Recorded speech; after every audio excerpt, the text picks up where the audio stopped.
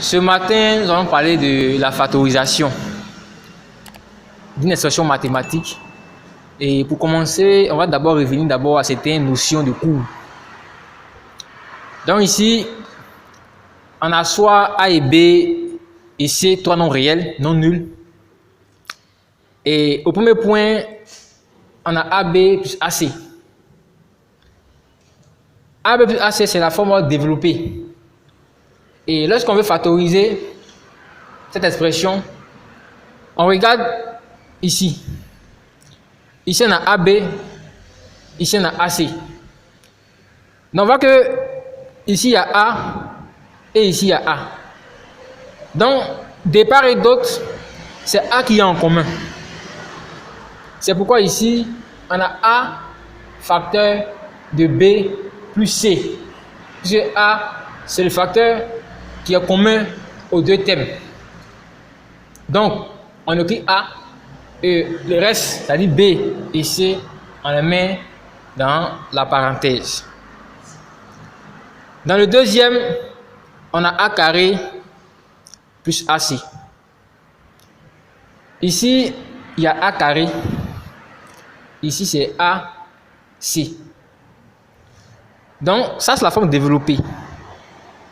Et l'expression factorisée nous donne A facteur de A plus C. Ici, il faut savoir que le A carré, c'est A fois A. Donc, ce qui nous donne ici A facteur de A plus C. Ensuite, dans la troisième expression, ici, ça c'est un produit remarquable. Ici, on a A carré moins B carré. Ici, cette expression donne de façon truc ici A facteur de A moins B et A plus B. Donc là, c'est la forme développée. Donc l'expression factorisée nous donne ça. Ce terme-là. Donc, nous allons voir quelques applications pour mieux comprendre, pour mieux illustrer même ces exemples-là. Et prendre des exemples concrets pour mieux comprendre de quoi il s'agit. Donc, on va faire l'application ici. Donc, application.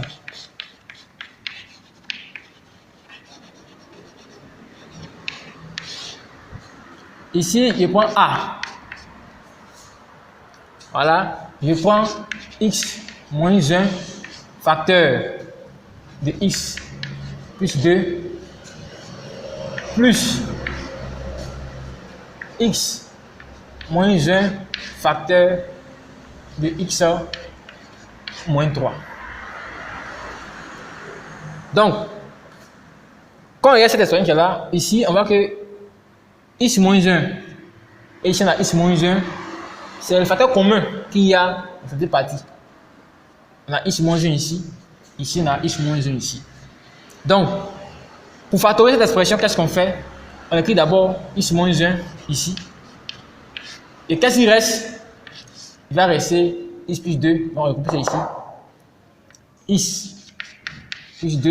Ici, il va rester quoi? X moins 3. Donc, il met plus x moins 3. Donc, ce qui nous donne x moins 1. Ici, on a x. Plus x, ça fait 2x. On aura 2x ici. Ici, on a 2 moins 3. Il fait moins 1. Et nous avons l'expression factorisée. Donc, ça correspond déjà à cette expression qui est là. Vous voyez, ici, on a A. Notre A, ici, c'est x moins 1 de l'autre côté. Et notre B, c'est x plus 2. Notre C, c'est x moins 3. Donc ici, c'est comme si on avait A. Ici, on avait B. Ici, on a A. Ici, on a C. Si on veut faire correspondance à ce qui est ici. Donc, voici l'expression factorisée, n'est-ce pas, de A. Dans le second exemple, qu'est-ce qu'on a? On a x moins 1 au carré plus x moins 1 facteur de 3x plus 1. Donc ici, on regarde l'expression. Ici, on a une partie, on a une seconde partie là-bas. Donc, qu'est-ce que ces expressions ont en commun? Ici, on regarde bien, on a x moins 1, ici on a x moins 1. Mais celle-là, on peut la réécrire encore comme cela. C'est-à-dire, on peut écrire x moins 1, x moins 1. Comme cela. Ça correspond à ça, à x moins 2 au carré. Et on recopie ici, x moins 1, 3x plus 1. Donc, quand j'écris ça, ça me ramène directement à la première forme. Ici, c'est comme s'il y avait A. Ici, il y a B. Ici, j'ai A encore. Et ici, j'ai C. Donc, du coup, je prends le facteur commun. Je l'écris, qui est x moins 1, qui est là. Voilà. Et puis, je mets soit un grand crochet. Bon, j'oubliais ici, il y avait, voilà, on peut ça comme ça d'abord. Et après enlever, voilà. Et après enlever, comment dirais-je, les parenthèses, quoi. C'est qui donne ça. Donc, pour revenir ici, je mets d'abord le crochet. J'écris ça. Je prends le premier facteur commun. Je prends ce qui reste. J'ai déjà écrit ici le facteur commun. Mais je pense ce qui reste maintenant. Ici, il y a x moins 1. Je mets le signe plus qui est là. Ici, il reste quoi? Il reste 3x plus 1. Donc, je prends 3x plus 1. Comme cela. Vous voyez? Donc, ça correspond à quoi? Ça correspond à x moins 1. Mais il met une parenthèse maintenant. N'est-ce pas? Et il fait la somme. Ici, j'aurai x, n'est-ce pas? Plus les 3x, ça fait combien? Ça fait 4x. Ici, j'aurai moins 1 plus 1, ça fait 0. Donc, il va rester seulement 4x. Donc, ici, j'aurai 4x. Donc, l'idéal serait de mettre le 4x même devant. Donc, il efface simplement ici. Et j'ai écrit ici 4x. Donc, voici l'expression factorisée du B. Voilà. Maintenant, pour le troisième, qu'est-ce qu'on a? On va prendre cette expression qui est là. On va prendre C. C correspond à x carré moins 16. Je veux la factoriser, c'est-à-dire l'expression qui est là. Qu'est-ce que je fais?